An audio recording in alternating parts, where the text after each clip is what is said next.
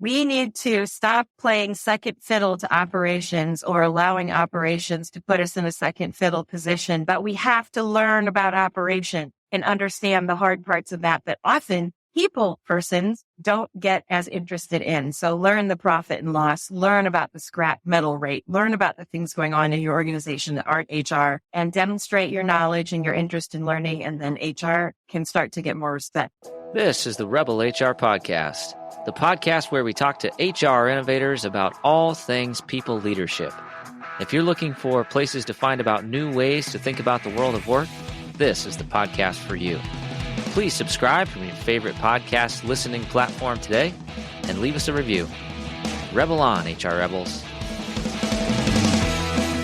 Welcome back, HR Rebels. Extremely excited for our guest. With us today, we have Michelle Gladieux. She is the author of Communicate with Courage, Taking Risks to Overcome the 4 Hidden Challenges. She's also president of Gladieux Consulting and an accomplished rock bassist who also likes Billy Idol. Welcome to the show. Thank you. I am not an accomplished rock bassist, but I have been performing 2 or 3 songs once in a while on weekends for many years. I love it. You know, we were just talking about my podcast cover art, and we have the link between Billy Idol and ourselves. So this is going to be a fun show. We also have with us Molly Burdess. Molly, welcome back. Thank you so much for co-hosting. Thanks, guys. It's going to be fun. All right. So before I hit record, we were talking a little bit, just getting to know each other. And one of my comments was that I get a lot of guest requests, and I'm always looking for the content that's right for my listeners. And, you know, when I saw the title of your book and I started to understand the content and the message that you were sharing, I thought it was perfect. So my first question is, what motivated you to write a book about communicating with courage?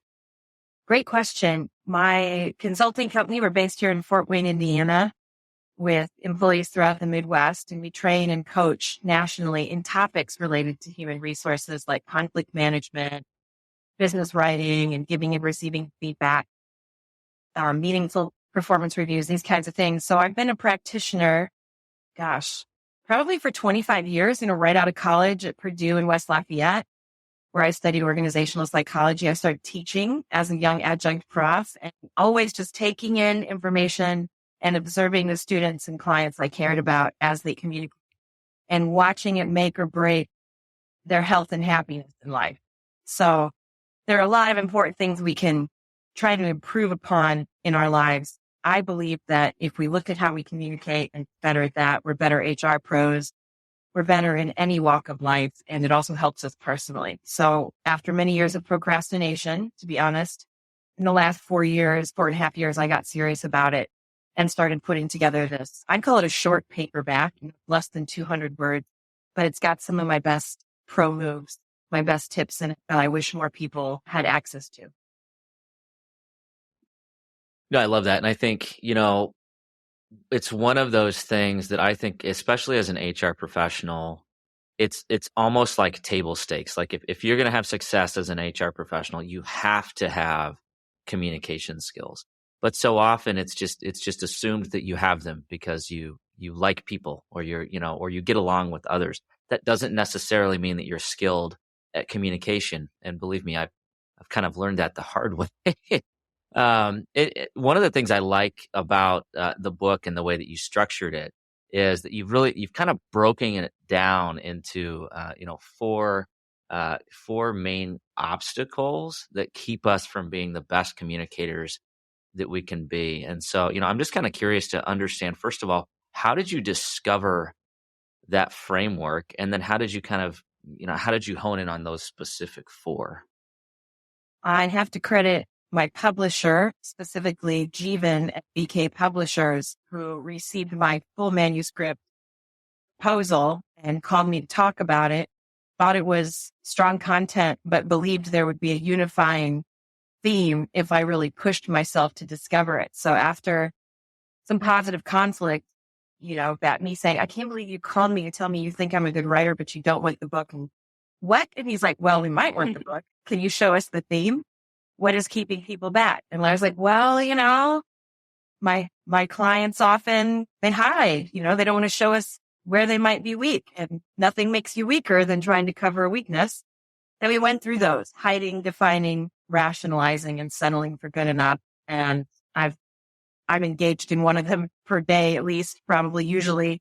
So this is a long game. And if our readers and listeners can bring the courage to the forefront to admit that they lean on these coping strategies that actually hold us back, and bring some humor, as you and Molly do, to this podcast every time you record, a little self-love, a little not taking ourselves so seriously, then we can look at what we can do better and just inch toward it. And, if we're 30 today, by the time we're 40, we sure will be glad that we did that, or still in any age. And I think at 85 and 90, if we're blessed to still be alive and kicking, we need to be looking at how we give and receive feedback and how we send and listen to messages. I hope that answers your question. If not, let me know. Do you find that maybe one of these four is more relevant in most people? No, because the folks that I coach, for example, some may need to find their voice and to be encouraged or offered a goal plan where they speak in every meeting. They say at least something, Molly. They offer a piece of praise or a question or an insight or observation. And others who sit right next to them, also participating in executive coaching programs with us, need to learn to think about what percentage of the time they should be talking in a meeting and speak less to allow others the floor.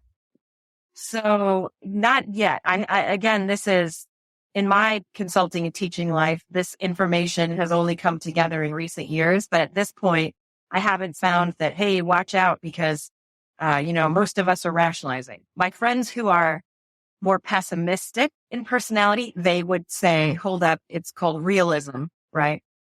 I might view them as more pessimistic. They have a lot of rationale as to why it might not be worth trying. That person won't listen. They don't care. Even if the person won't listen and they don't care, I say, let's develop some great communication and try. So I'd say maybe those of us who lean towards pessimism might rationalize more. Those of us who don't have as healthy self-esteem as might be desirable, probably settle or hide a little bit more. And the definers, I think of a sharp wit. I think of an analytical personality. I think of black and white thinking. And they've got it all figured out, many of those folks, on not their best days. And you do feel like you might be talking to a wall if you try to offer feedback. So I think we all fall into all four. That's an excellent question. TBD, right? Let's check each other back in a couple of years and see if there's been a theme. Very good deal. The most important, Molly, is that we figure out which one we need to work on most and get going on it. And this is a short book, so a couple of pages per chapter with an exercise at the end of each chapter, something anybody in any type of line of work or walk of life could go try out.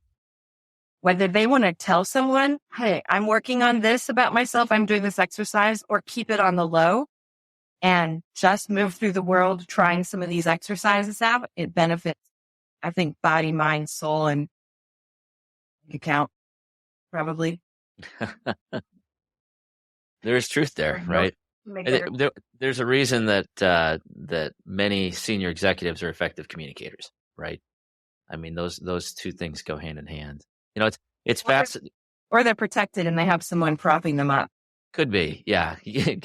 Yeah, if you get to a point where you can have a really good PR person, right? And then you just don't say anything unless they vet it first. It's fascinating. I was reflecting as I was preparing for this, and I was looking at these four categories, which again are hiding, defining, rationalizing, and settling. And as I was looking at those, for me, I was kind of like, this it kind of describes the story of my journey. I started out being afraid of exposing a weakness, and so never wanted to admit, I don't know. And then when I figured out, when I actually admit I don't know, or I ask a stupid question, but somebody else was thinking it, it's actually more effective, and it actually makes you better and makes the meeting more effective, right? And so it's like I said earlier, sometimes I had to learn this stuff the hard way. So I'm curious, as we are reflecting on ourselves and on our own communication and really kind of thinking about ourselves, what is that common theme that you see in individuals who are able to get better? What does it take for somebody to truly be reflective, truly be courageous, and improve their communication? Well, I hope it's me, right? I hope it's both of you that can do that. The secret ingredient probably has to do with persistence. So we choose a direction for our goal as communicators, and then we fall off the horse, we get back on the horse, we get back on. So we are able to stick with it, and it has to do with an intensity or focus, intensity of action. So if I want to be a better public speaker, the first time my hands shake, the next time my hands shake less, but my face turns red. And I've been there with a lot of students and clients through that journey. Those who stick with it are rewarded with credibility. So I'd say probably persistence, a stick-to-itiveness that we might call intensity, and emotional intelligence is super helpful as well. And that's an interesting term that has only been defined in our profession, HR, organizational behavior, since the 90s. So this is new in our lifetimes. And it's an understanding of how we feel and what generates those feelings and how we can manage our own feelings so we don't create a dysfunctional communication with someone else. We're just brave enough to go back and apologize when we do mess up. I love that word, persistent. It's one of my favorites. I think for me, I definitely, through my journey, I feel like I've never had real good self-awareness of my communication and if it was effective, if it wasn't. So for me personally, like, Kyle, good for you that you could, kind of figure out where you're at. But I actually had to ask my team and ask those around me, like, okay, what could I have done better? Was I clear? Like, what did you take away from that? And that's kind of how I came to realize some of my weaknesses with my communication. How very brave of you. We actually have created, again, a pandemic sort of pivot or twist. We couldn't see as many clients in person. We started designing tools and putting them out on our website for free. The website is gladieuxconsulting.com. Sorry about the tough spelling. It's a French last name, but GLADIEUX, like X-ray, consulting.com. If you surf out to our website, you'll see free tools as one of the buttons you can click, and down files a bunch of different opportunities that we could each use with friends, family, or coworkers to find out how we're perceived and to learn more about communication. One of those things is called the feedback challenge. And it's a simple form that you could hand or email to someone that says, I'm paraphrasing, says, I'd like to know how you think I communicate, both what you enjoy about working with me and something you think I might be able to do better. And then the folks can type it in or write it in, return it to you. You knowing who it came from is kind of the point. And then hopefully they've given you a piece of praise and a piece of constructive criticism, because a little sugar makes the medicine go down easier. But my whole team does this frequently. Our clients are doing it in coaching programs, and you'd be surprised at what you hear. It scares me a little bit each time I do it, because I worry about what these people that I care so much about will say. So far, no one has taken the opportunity to gut punch or anything. They've been pretty diplomatic.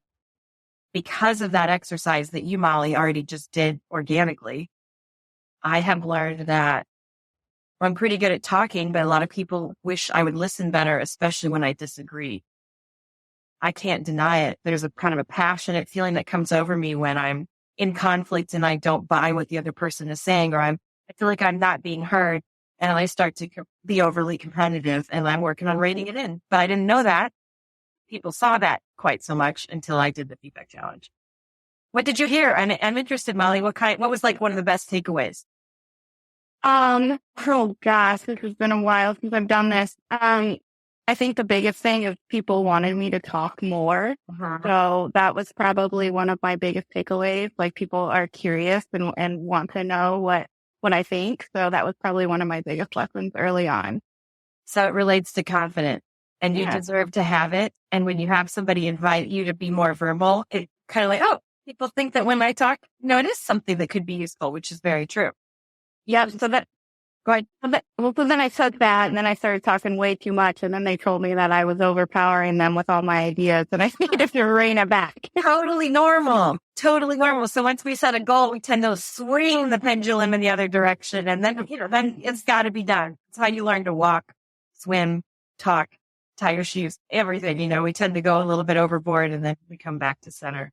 But All about balance.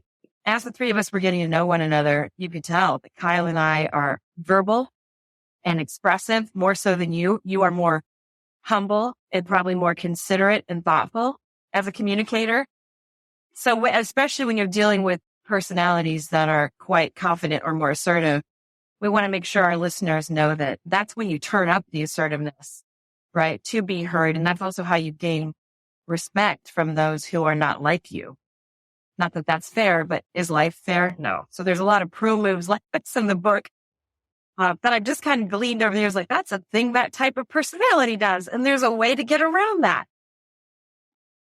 I'm getting such a light bulb right now because I'm like, oh yeah, this is why I wanted Molly to co-host a podcast with me, because she asks great questions, really reflective, super considerate. I'm like loud, obnoxious, the person that argues when somebody, has a conflicting disagreement, with me or whatever. We can grow. Are you saying like, Kyle, and I stand in that and will always be so? Or are you saying you're willing to look at it? No, I'm always wanting to be self-reflective. It's actually been a derailer for me in many aspects of my career where I've had interactions and I've left the interaction and I've thought, gosh, I was a jerk, or, I just really didn't listen to the problem. I was trying to create a solution to something when I didn't even understand the problem fully. And it's slowed progress. And so, yeah, for me, like that's what I'm working on, is continuing to be that reflective, listening, empathetic person when I just want to shout my ideas from the rooftop. I hear you and I feel you. I have empathy for you. I want to make a point there that we can also know that, Kyle, your intention is good. You're trying to save people time.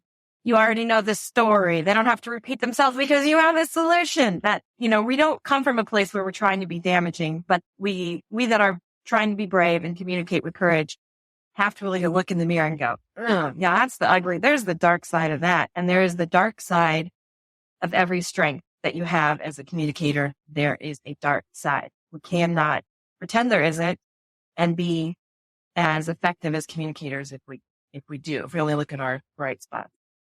I want to mention that personality is what we're up against here, and personality, or what we're dealing with, right? How we perceive and interact in the world.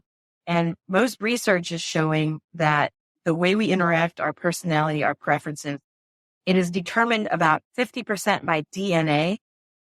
So our genetics are buried blood within our veins, great-great-grandpa and grandma on down the line, create some of our style. And then the other half comes from socialization and interactions and life experience. So often when I am trying and failing in one of my personal goals as a communicator, maybe to listen more patiently and things like that, I feel like every cell in my body is annoyed because it's not getting to do what comes natural to it. I have to remember some of this is DNA. So the boat turns slowly. We make small baby step improvement. That's the meaning of life from my perspective. We just went really existential here. I appreciate it. Well, I'm here for this. Because if you lost somebody, what the first thing we think is the last time I talked with them, the last time I texted with them, the last letter I sent to them. By the way, I'd love to see more of that, more letters. At my company, we really like snail mail, and we often send people samples of our workbooks, et cetera. And I don't know, there's something different about it. I think we're losing some important dimensions of communication by becoming kind of a head down, backgrounded texting society. Yeah, nothing beats a handwritten thank you note. Right. Or in Molly's case, standing up and giving the presentation, adding words to the presentation when you could just use a phone call or email. Yep, absolutely. Okay, so the one I'm real curious about learning more about is the settling. Tell me about that. Tell me about settling. Well, my team asked, we're a team of 10. I originally called this satisficing. So you're making a satisfactory decision that will be enough. But it's not as much as you could do. And everybody hated that term because it wasn't common. So I gave in. It's in the chapter, but not the title. So what do you mean by satisficing? They said. And I said, well, when the 10 of us get together by Zoom for a happy hour And I maybe say, okay, whoever wants to go first, can you please update us on your recent projects? All 9 of you could sit there and wait, knowing that somebody is going to say something if you don't. The person who says, I'll go first, is doing the opposite of settling. They are stretching when they don't have to stretch. And it benefits them as individuals, it benefits the whole team, and it benefits the company in the long run. Meanwhile, I start to trust them more and delegate more important projects to them. And we all start to notice when they speak, and they emerge as a leader when there was no one tapped to emerge as a leader. So I'll word it in a positive, saying settling is stretching instead of using your mind power and your time and your energy to figure out what's the least I can do here and get by. Kind of relates to quiet quitting, right? A kind of recent phenomenon, a term that's been coined in the last year or so about folks just chilling back and doing what they need to do to get by. I'm on the meeting, but I'm not turning my camera on. That's okay sometimes. Can you imagine there could be chaos behind me? And I could have asked you both, can I please not turn the camera on today? And you would have been gracious. But when possible, I should try to contain the chaos and really show up. So the opposite of settling is showing up in a way that makes you uncomfortable. We'll be back after a quick break.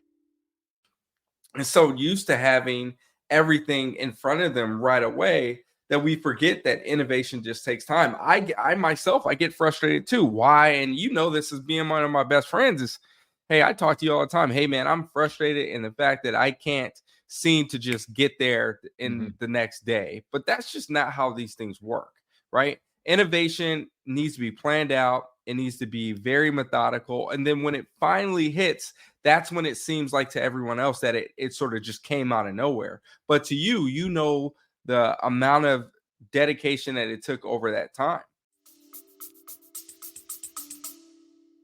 I'm sure many of us are sitting here thinking, yeah, I know those people.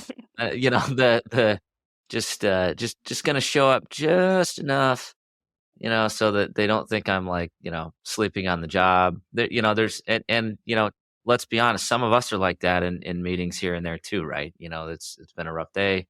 Maybe we're not feeling it, but there it does communicate something, even if you are not communicating, right? So it's there's a risk of acting that way, right? And we can't give 110% to everything. Then we're just a blob who's not looking out for how they spend and receive energy. So maybe pick a few things you really believe in. Another quick example, when I have good service at a restaurant, I used to tip well and leave. Now I think tip well. And if I have just even 3 or 4 minutes, I'll say, can you point me to the manager real quick? And they grab the manager and say, you have Brad or Brianna working the bar. And we had 8 people, and they didn't write anything down. And they were so kind and so patient. Way to go, recruiting and retaining that employee. And that lifts me up and it lifts the individual up, right? And that's an example of not settling. Everybody walks out. Who finds them? I don't do it often enough, but it's one small way I'm trying to avoid settling. Could I read you just one paragraph from that chapter 7 that you asked about? Okay, which is called Settling for Good Enough. Yeah, please do. I'm on page 91. I have facilitated thousands of training events. Adults learn best when they participate. So I'm on a never-ending quest to draw comments and answers and questions out of the audience, no matter what topic I'm teaching. It's interesting to me how often in the post-training evaluations, when asked what could make this training better, people suggest more participation. I agree. And I would need many of those respondents to decide to personally step up to participate. Think about it. Have you attended any team meetings where comments were encouraged, but the invitation to engage was met with silence? Your silence? Were you settling for the sad rationalization that if no one else is speaking up, why should you? As author Dennis Covington put it, there are moments when you stand on the brink of a new experience and understand that you have no choice about it. Either you walk into the experience or you turn away from it, but you know that no matter what you choose, you will have altered your life in a permanent way. It's the small things that count, when we're communicating with others, and it makes our legacy. That's what people stand around and talk about at your memorial service, is what you stood for, said, wrote, posted, followed up on. And we have a lot of, we make 2,000 to 3,000. Some researchers estimate decisions per day from waking to sleeping. And a lot of those couple thousand decisions are about communication. So very simple way I'm trying to do better is when I can't get back to an email, if you two were to email me tonight and say, what do you think? And would you rate our podcast? A quick note saying, I won't be able to get to it until 2 days from now, but I will, I think is a lot better than just radio silence for 2 or 3 days. And then, oh, surprise, she did care. So I'm working at taking 5 seconds to say, like, I see you and I will be with you as soon as I can get to you because you are important. Anyway, you can tell I'm a talker. I'll be quiet for a minute. I think it's, it's really powerful. I am on the other end of the spectrum. Like I'm the person, I'm always talking because, and so it's like, now I've taken the approach where when I'm in a meeting and somebody asks, I have to like force myself to shut up. But what I found is that because I'm just known as, people just know me. So when I'm not talking, it's weird. And so when I'm actually listening and reflecting, then they're actually looking to me to provide, some context or commentary a lot of times because that's just who I am. But I'm able to render more effective communication when I'm actually forcing myself to listen. And so that's kind of, that's my strategy. But, and you and I would benefit, as would Molly, from just speaking our goals as communicators to others. So they might understand, for example, with you and I, Kyle, it's not that we're not interested. We're working on being more thoughtful before we speak. And for Molly, if she were to say, okay, I'll start, or I have a couple things, 5 things I want to review with this group, and I'm working on being more comfortable as a public speaker. No apologies, Molly, no apologies, please, unless you've really done something wrong. No, I'm sorry. And no, I'm not a good speaker. Leave all that out. That's in my head too. It's in my head too. When I go to speaking events, I leave it out. I think it would feel nice to confess it, but we leave that part out. What we can put in is our goal, and it goes a long way. In a recent argument with my big brother, Mark, he's 14 years older. We can really go at it. And I stopped during the argument and was looking at him, and I was trying to think about trying to feel his position. And we were very politically apart on this position.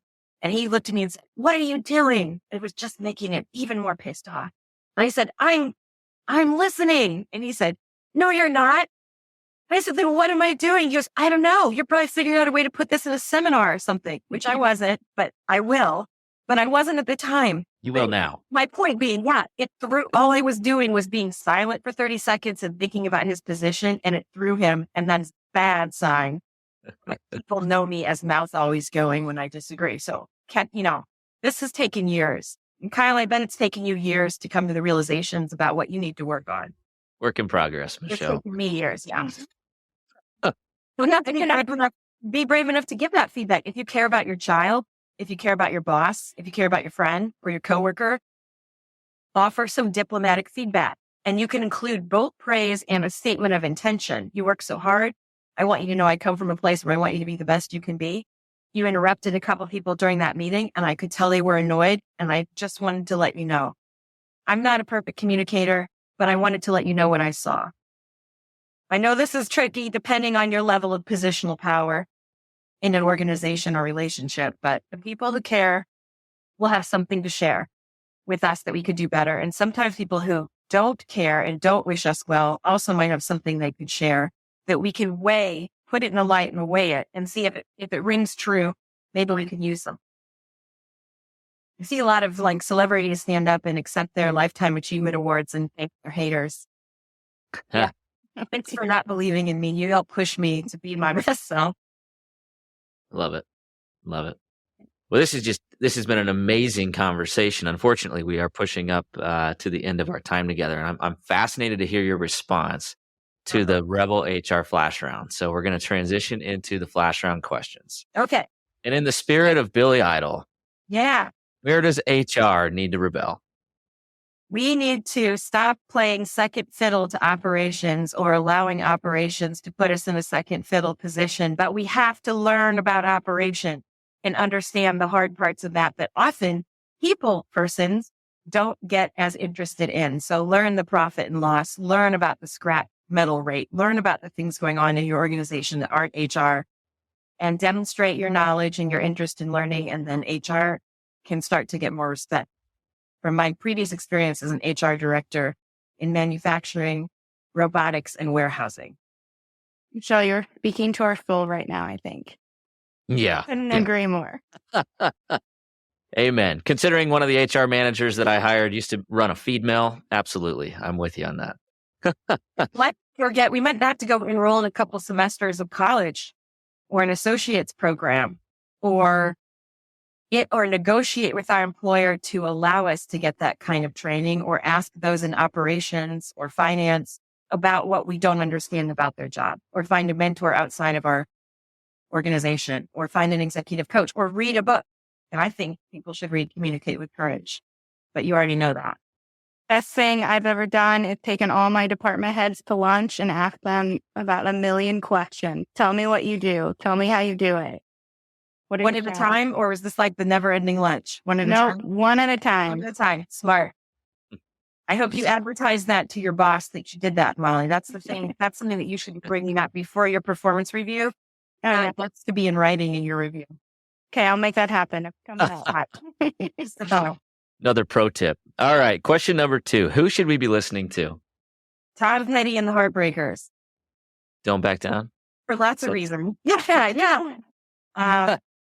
We should be listening to great music. If you're not into music, let's see. We should be listening to our elders to learn about how they'd experienced life. And we should be listening to the youth coming up behind us to figure out how they see us as well, so that we can try to be, when we communicate, so we can be resonant with all generations. And we should be listening to our inner voice, because that's where courage comes from. Nobody gives you courage as a communicator. You have to summon it forth.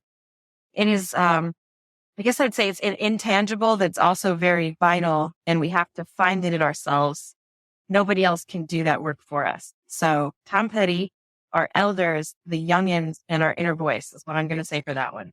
Got it. Don't back down. It'll be free falling. Yeah. Only broken heart. That joke for you there. All right. Last question. How can our listeners connect with you and get their hands on this book? Yeah. Books available everywhere books are sold. Lots of people go to Amazon, but you can go anywhere you like, and I'd be honored. I also did the audio recording. So I narrated for Audible, and it's available on Kindle. It's called Communicate with Courage. And there's a little sailboat with 4 waves trying to kind of take it down. And this sailboat's it's going to succeed. I would love to see some of our listeners sign up for our quarterly e-newsletter. I write it personally with help from my team. It's called Breakdown, named after the Tom Petty song. And it's a breakdown of different professional and personal development tools that we're trying to give away. No kidding, no catch. And we only write it 4 times a year because we're all busy, but it also always includes a short music video that we tie into the HR concept. So we hope to be uplifting with this. And you can sign up for it at GladioConsulting.com. Awesome. Well, the next time in Indiana, we're going to grab a beer, because I think we're grabbing a beer. Fine, so. Okay. We will have. Well, I work in Iowa sometimes, Kyle. That could happen. Let's do it. We'll hit a karaoke night. We'll sing some Tom Petty, Billy Idol. It'll be good. All right. Well, Michelle, it's just been an absolute pleasure to get to know you, to learn more about this book. We will have all that information in the show notes. So open up your podcast player. We'll have those links. There's a bunch of really great free tools out there on the website. Check it out. Michelle, it's just been an absolute pleasure. Thank you. My pleasure too. Keep up the good work. Rock on. Rebel on. Rebel on. All right. That does it for the Rebel HR podcast. Big thank you to our guests. Follow us on Facebook at Rebel HR Podcast, Twitter at Rebel HR Guy, or see our website at rebelhumanresources.com. The views and opinions expressed by Rebel HR Podcast are those of the authors and do not necessarily reflect the official policy or position of any of the organizations that we represent. No animals were harmed during the filming of this podcast. Baby.